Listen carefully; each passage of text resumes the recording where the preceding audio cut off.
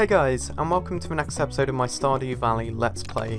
This episode, I'm generally going to fill in the gaps. I'll maybe set up my farm a little bit, but first of all I need to deposit these resources, which I generally don't need. Don't think I'm going to be doing any fishing today, but I'm going to go into town. Have I got any quests I can do? I still need... Okay, I'm going to cultivate and harvest the parsnip, and I need to greet 4 remaining people. What's my luck looking like today? Neutral. Okay, so there's no real point in fishing or going mining or anything like that. I can't even go mining. I really want to. Spring onion southwest of town where the river meets the ocean. I never knew that was called the spring onion. I want to go mining. I want to show you how the dungeon system works because it's really cool. But I don't think it's unlocked yet. So I'm going to have to get a rain check on that one. And I think I need to go to the community centre first. I think I need to get the cutscene involving that. But then hopefully I can show you what community centre is all about, I can advance the story a little bit, and then I can show you the dungeon system and the combat and the mining, which, when I started playing Stardew Valley, it was the first thing I started doing. Like, it was the thing I found the most exciting, I guess. My main objective was to get to the bottom of the dungeon. That was my overarching goal across the entire thing. So I've got quite a lot of things growing, and I think they might actually be parsnips, so maybe there isn't much point in doing that. I do need to remember that in the save I haven't got a lot of energy to work with. So I'm going to try and go to the community centre now and see if I can... Ooh, I did get a book for the library. Let's go and see what that's all about in a moment. I want to see if I can trigger the cutscene at the community centre first of all, but in my main save, like my, I'll call it proper playthrough of this game, my non-YouTube one, I've got a lot of energy, and I've got a lot of energy proficiency because all my skills are 9 or 10. So I need to remember in this one I have got limited amounts of energy to work with.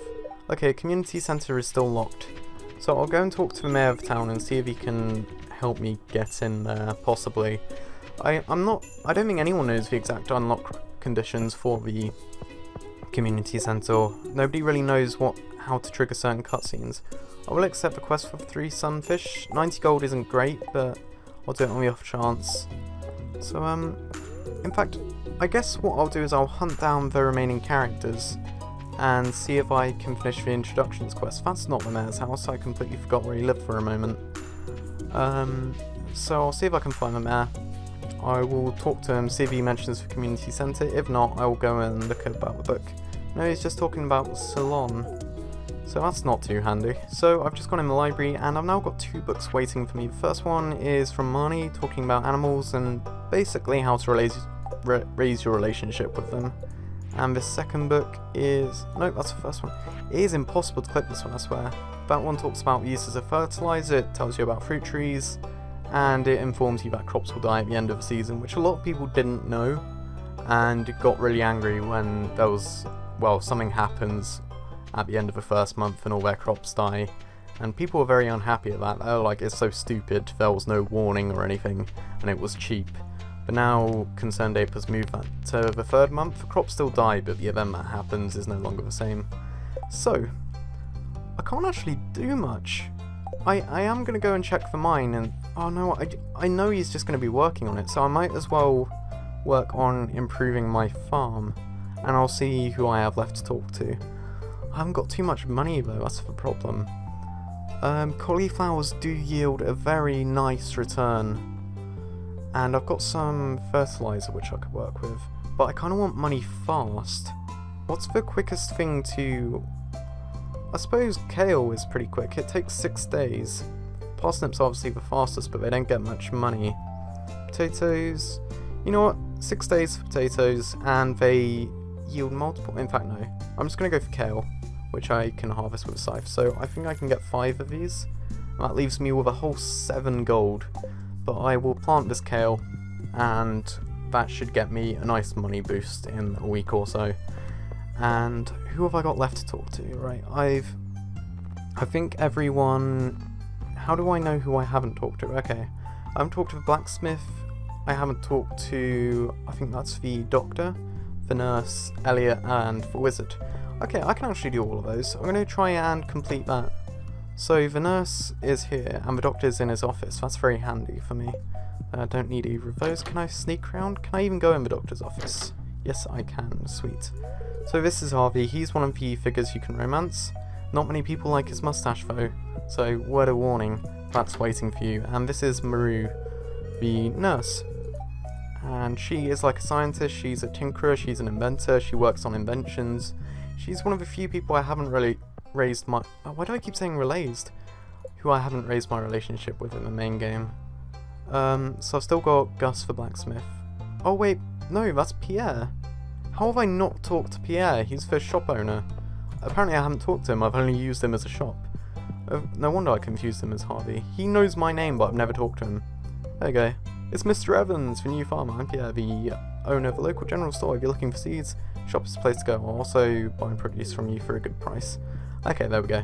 So now it's just for blacksmith and Elliot on the beach. And then maybe the wizard. I don't know if he counts for the introduction quest. I feel kind of bad, because I would really like for this to be my main save, and I'd like to be discovering stuff for the first time, even if it'd be kind of infuriating to watch. But Stardew Valley, obligatory cat sneeze, apologies for that. Stardew Valley is one of the few games I've been able to play recently and just enjoy, especially whilst being so ill. Okay, it's not Gus, it's Clint. Gus is the bar owner, I believe.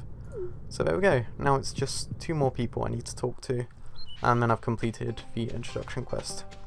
But yeah, it's a really casual game. You can just sit back and play, and you can put a lot of time into it. There's a lot of content to discover, but you can still play it without having to focus too much, and it's just really nice in that regard. Thankfully Elliot is outside his house. There we go. So I think I've completed the quest.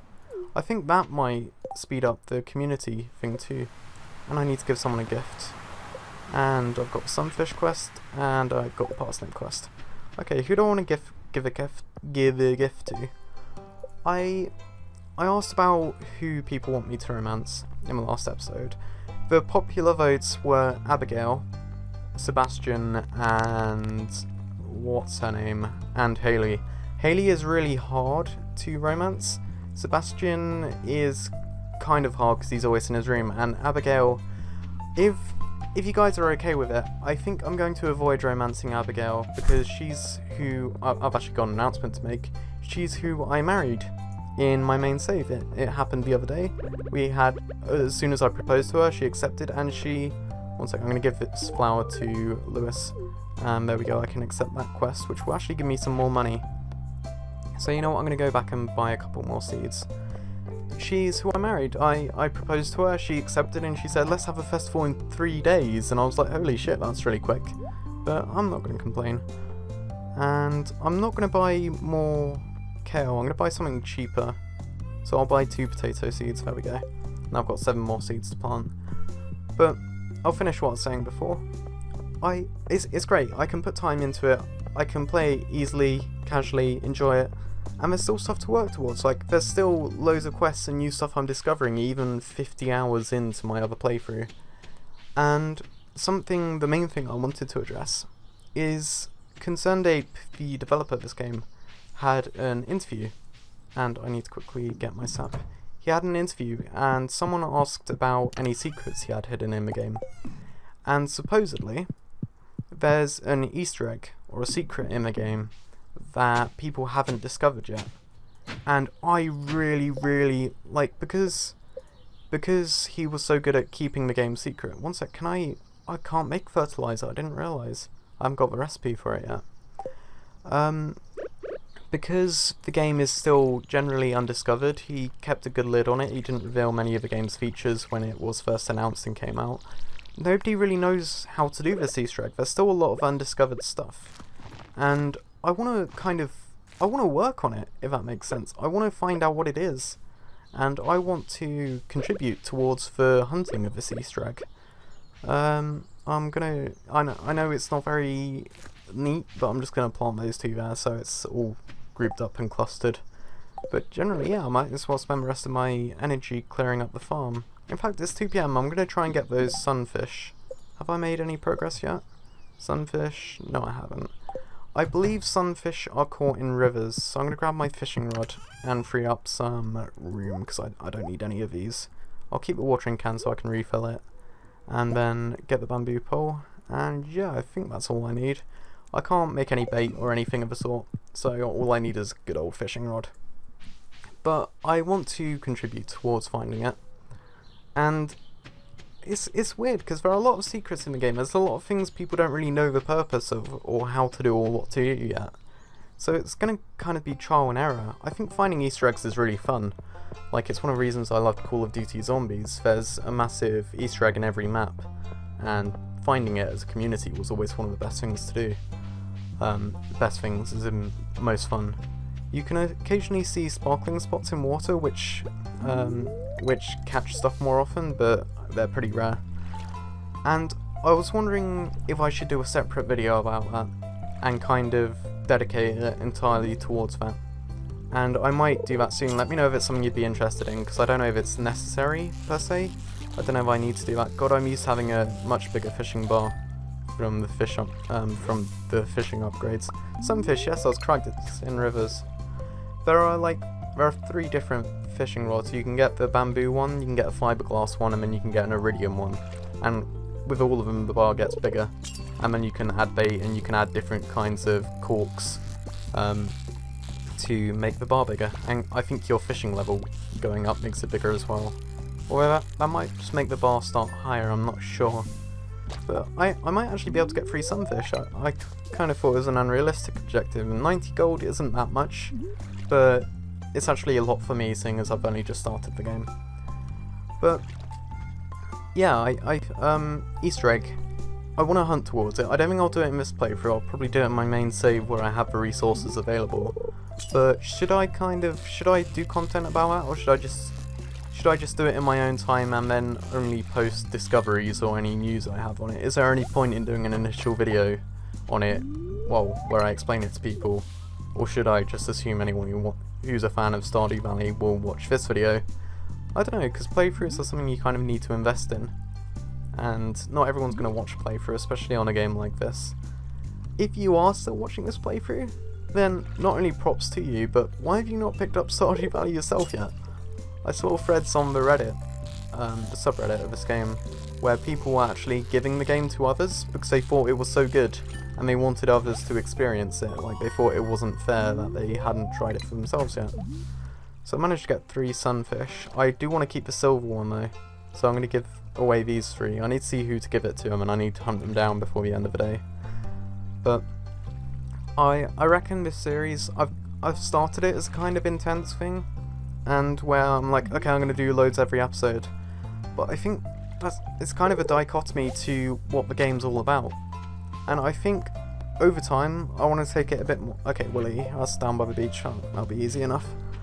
I kind of want to treat the game more as it should be treated, and not do these videos where I'm talking all the time. I'm a bit intense, because I know I am a bit. I have this very old traditional view of commentary should be done with talking every single moment, and I know that's not for everyone. So maybe I should tone it down a bit, and I think I will do that over time. I'll become a bit more accustomed to it. Okay, so that bird is just on the water. There we go, there's the money from Willie, and I think that increases my relationship with him a little bit too. I think. I need to befriend Willie as well too. I haven't done that in my main playthrough. Crap, I gave him one of the fish. I didn't want to do that, but I suppose it doesn't matter that much. So there we go, there's a nice 90 gold. And in fact, I think this is pretty good. Like, I'll compare it to my XCOM 2 playthrough, which albeit is a lot more intense and serious, but I've had a good early game start in this. Like, I've gotten a lot of money, I've completed a lot of quests, which usually you can't really do in early game because you don't have the resources available. There's a rare fishing spot, I'm gonna go and get it. In case I get a rare fish, that'll get me a lot of money. But I think, unfortunately, I've ended up fishing this episode, and I really didn't want to, which is one of the reasons I put the rod away. It's so easy to sink your time into, no pun intended, in early game, because it's such a good source of money. It's something you can just so readily do. Like, there's always fishing spots, and that's a bit too far. I don't want to waste my energy on that, or my time for that matter. But you know you hit it when you get the blue sparkles, and I get some seaweed. That's really reassuring. What was I saying? That's the problem with talking too much. I kind of I lose my train of thought a lot and I don't finish things I started saying. I think I was talking about early game start, making money, completing quests, and then I was going to say something else. A halibut, I think that's worth a fair amount. But I think starting and getting a lot of money at the beginning of the game is important, because one of the main things my main save has made me realise is how important it is to get your farm up and running. Like, it's expensive to maintain, but it really does reward you. In fact, one of the reasons I love farming games like Harvest Moon, or I don't know why I screwed up so much there, like Harvest Moon and Stardew Valley, is you have to spend money to get money. And not many games do that. Many games give you money as a resource, and then you use it to get gear upgrades and stuff, but there's no real, there's no real investment. There's no risk and reward. You just spend money and you get a definite upgrade, but here you spend money to get more money, and it's kind of a risk in a way. If, say, crops die, or if you do something wrong with them, or say if you don't have enough energy to maintain them, you really need to choose carefully how you do it. But yes, I am coming to the end of the day. I'll make this my last fish. In fact, no, it's really rare to get one of these spots, so I want to take advantage of it whilst I can. I do need more energy. There are ways to increase it, which involve quests or fulfilling certain requirements or events, and I will do those over time, but they're pretty, well, yeah, they're mid to late game, you'll get those, but increasing energy is really important, and I do want to do it. Until then, I guess the next best thing I can do is try to increase my skills, which will make me more proficient with using stuff. But fishing and mining are the two best ways of earning money early game. Like, farming is the obvious option, but it costs too much money to do it early game. You're not going to be making much money from farming when you start playing Stardew Valley. That always scares me whenever I see it. So mining and fishing are two easy traps to fall into. Like, I think those are the skills you'll be maxing out first. You just kind of need to realise at what point it's best to stop, and at what point it's best to embrace farming and start investing into that instead, which is something I did far too late in my main playthrough, is what I'm trying to say. So, in fact, I can't see any reason why not to sell all of these, and maybe I can invest them in a little farm upgrade. I am going to store any junk I find though, don't quote me on that, because you can, if you upgrade your fishing enough, you can upgrade it to better stuff. You can build a machine which will recycle it, which is really handy and can get you some nice early game upgrades. So I'm going to put the driftwood away, because you can't even sell it for much, there's no real point. It comes off as trash, but it is genuinely useful. So I'll take out everything else. I don't actually need the scythe at this moment in time, but yeah, I think that's me fine and done. Well, I really should do some foraging to get a wild seed pack upgrade, but otherwise most of these are cosmetic things. Like, paths look really nice, but there's no real point in placing them down. Like, they don't give you a speed boost or anything. I wish they did. And fences and gates have a bit more practical use, but I'll get into that later when I actually go into the farming. Sorry if I sound a bit strained when I'm recording this. I am still very ill today, more so than most, unfortunately, and I've just recorded XCOM 2, which went up yesterday as of the time of this going up, so my voice is a bit strained. Hopefully next episode I'm a bit more peppy, but I think I've talked a bit too much. I've bit off more than I can chew. But yeah, do let me know if you want to see an Easter egg video, and I will upload that, and I'll give a bit more context and detail and information. But yeah, that's the end of this day. I hope you enjoyed this episode of Stardew Valley, and let me know what you want me to do next episode. Hopefully I can go mining soon, but until then I'll just be earning a bit more money to enable myself. And I'm gonna go to sleep. Ooh, I was kind of expecting that, which is why I dragged it out. I've got fishing rod proficiency, unfortunately no crafting recipes or anything, but fishing is leveled up. Sweet. And how much money did I get? 200. Oh, that's actually 390 gold for the fish. That's not too bad for a day's work. I'll see you guys in the next episode. Hope you're enjoying this. This is me out. Peace.